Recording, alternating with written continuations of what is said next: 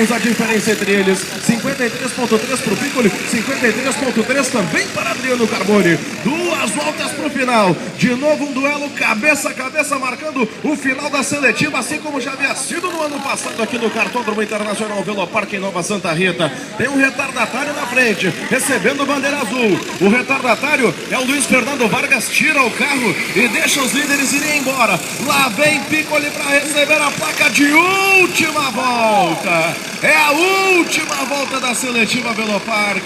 Rodrigo Piccoli se mantém na frente. Adriano Carboni é o segundo colocado. 14 minutos e meio de prova. Vamos para a última volta. Carboni embute na frente. Espalha Piccoli, foi embora Carboni. Espalha Piccoli, foi embora Carboni por dentro do miolo. Ele tentou o troco no grampo. Carboni vai vencer a seletiva na última volta. Piccoli tenta o troco. Ele tenta por fora na segunda freada. Espalha Carboni. Olha o Piccoli tenta o troco por dentro.